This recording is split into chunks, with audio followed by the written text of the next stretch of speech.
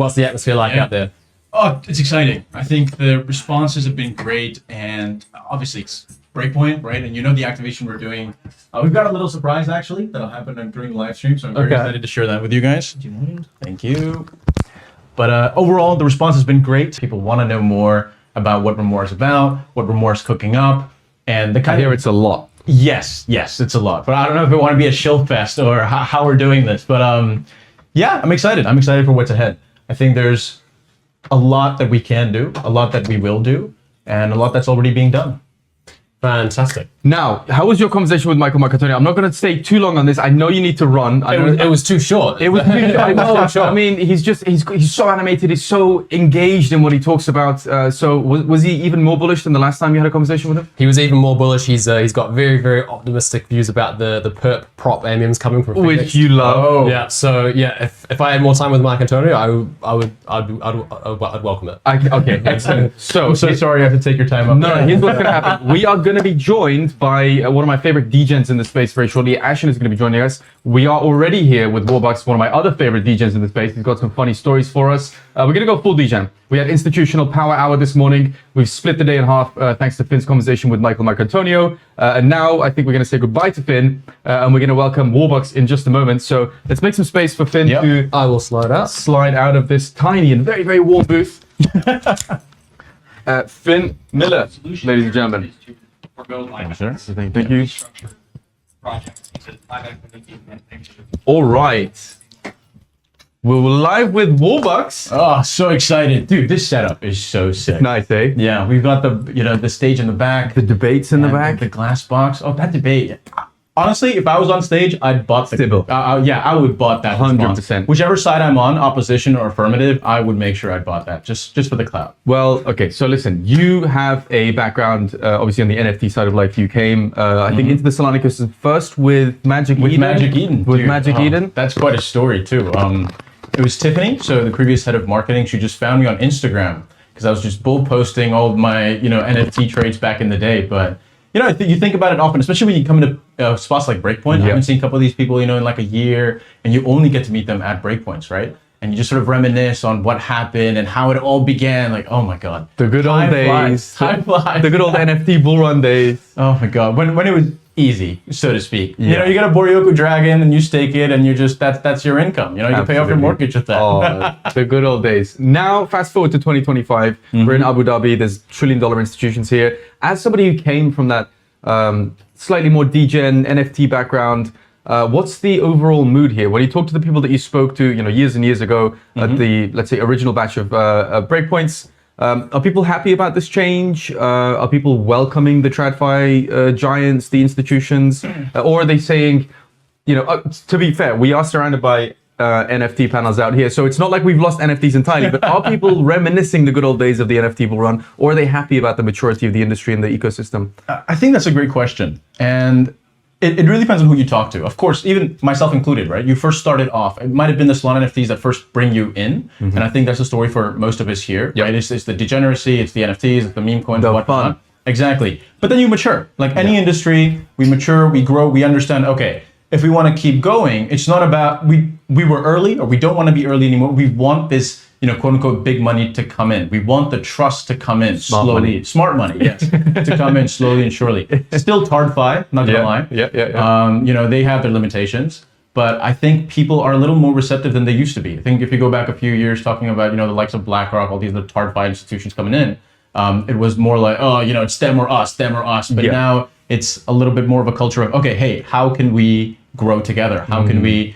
really, bring, of course, our platforms, our infrastructure to the masses? That's why we've seen the growth of RWAs. We move away from the degeneracy of NFTs, PFP icons, which is still beautiful. Don't get me wrong. Beautiful. I still rock mine. Yeah. But the hype cycle's gone. And then to meme coins, based on animals, based on whatever's going on with pop culture, to now, okay, how can we really leverage the decentralization angle in DeFi, right? How do we step away from TradFi, make things a little more exciting? So, such as what we're doing. I see how smooth that was. Oh, you see, that was so smooth. I was just about to say, hey, let's talk about tokenization because it's big. But you got to set that in. That was beautiful. Exactly. And I would caveat that by saying there's a reason why we need to talk about this, because 95% of tokenized equity volume is now on Solana, right? So as much as there's this maturity, we've gone from the pure degen, meme coin speculation, NFT speculation before that, to RWAs and stablecoins being sort of the main talking point.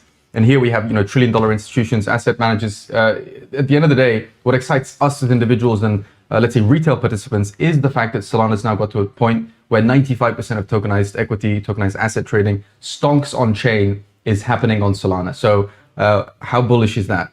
Oh, extremely bullish, man. Like, I think the excitement is there, and you see people even talking about it, right? Like I said, it's reflected in the conversations you have every day. We don't have a booth here at Solana Breakpoint, but we've got these beautiful models, just walking around in their jumpsuits, 20 of them, and we've got jumpsuits. By the way, I think 2 of them just walked past. Is that the MotoGP looking? Yeah. We're based on the F1 circuit sort of pitch crew sort of fit.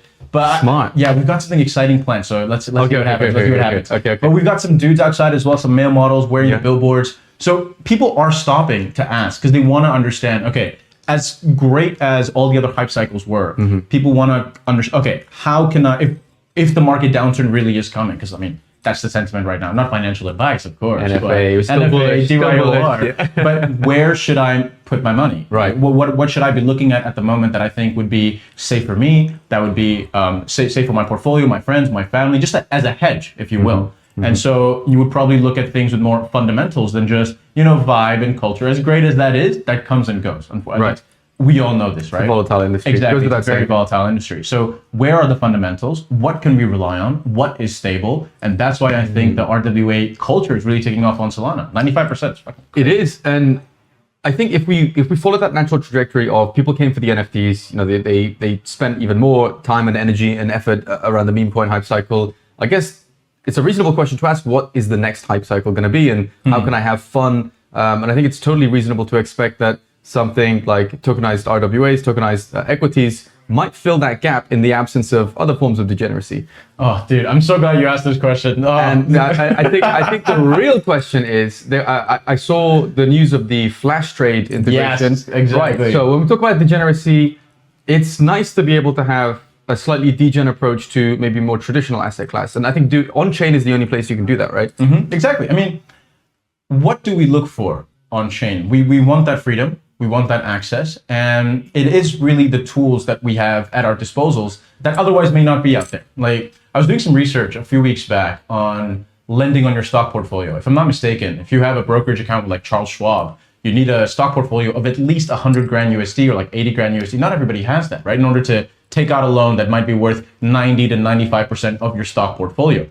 That is a massive hurdle. Like, not everybody can access that. Yep. So what happens to us normal Web 2 degens? We'll have to sell our portfolio to try and get some cash and then try and leverage and see what we can do with that cash to chase the next opportunity. Right. You might have to sell at a loss. Exactly. You might have to sell at a loss. And then we don't do that here. We don't do that. here. We will bag hold until the end. But yeah. Exactly. So with at least the likes of Flash Trade and Remora. So I think our focus, even just putting Flash Trade aside for a second, it's about just putting together the fun of DeFi as well as the reliability and the fundamentals of TradFi, of Web 2, of these stocks on chain, of these NASDAQ stocks that we're working with currently.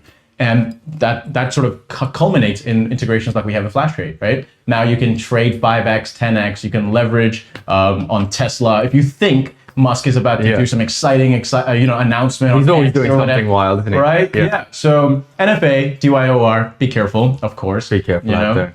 It's rough out there these days. Be careful. But it's fun. That combines the fun and that combines the stability. That's why I think it's exciting and people are being responsive. And that's reflected in our volume. And and I was going to say it's choice, right? And people are putting their money where they want to. So exactly. Dude, the way I see it is, towards the end of the cycle, people used to in the past think, okay, I need to off-ramp all of this and I need to just be safe, right? Because people have been burnt in the past, FTX-like meltdowns, obviously don't leave your capital on centralized exchanges. But people thought, okay, I need to shelter myself from a potentially massive catastrophic nuclear event and there'll be a huge off-ramping.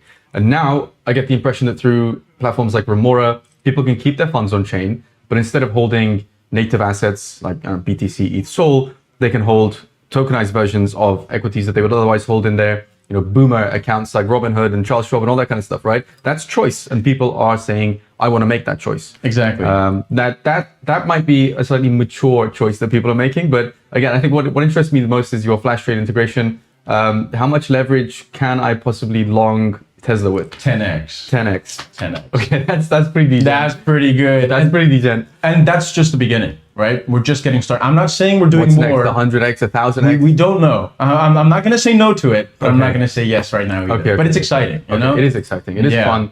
And shout out to the Flash Trade team. Absolute chats. Absolute chats. That was exciting when I saw the news come through that, you know, you can not only have on-chain equities, but you can have leverage with them as well. Now, you probably don't want to go to bed with a 10x Tesla long position. I don't know. I mean, it depends. I don't know. But this is a conversation that keeps coming up. You know, Finn, who was here just a second ago, he loves talking about prop AMMs. He loves talking about perps. He loves talking about leverage. And like really just core DeFi activities that you can only really do on chain. So this sounds super, super exciting. What else is cooking at Remora? I'm sure there's a bunch in the pipeline. Okay, maybe start with this. Give me some of the stats. I know people have made this choice. We agree that, you know, they want to have access to tokenized equities and tokenized stocks. There's 5 of them that are available. Yes. What is it? TSLAr, NVDAr, S&P, Circle, and MicroStrategy. Shout out to Michael Saylor. So what do we think? What's the main reason that's attracting people to tokenized equities right now? And how much capital have we seen there?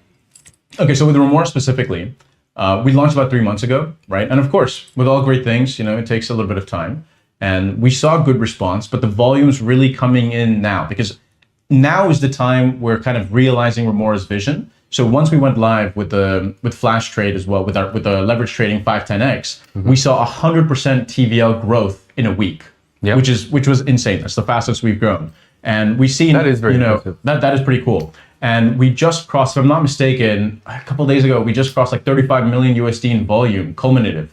So we're very happy with our numbers, over 100,000 trades and almost 10,000 unique traders. So this is pretty exciting. We haven't done any paid marketing. We haven't done any sort of shill at the moment until this first activation that we're doing here at Breakpoint with all the models. So it's great to see that response from people. I was having a conversation with Fabiano, with Amy Street, and a couple of the others about, you know, tokenized stocks. And they're very excited on what we're doing. Because don't get me wrong, like we're not the first to necessarily, bring the most amount of tokenized stocks on chain, but we have the deepest liquidity and our focus is on enabling DeFi tools. So we're really trying to work to bring together the best parts of crypto and the best parts of TradFi together.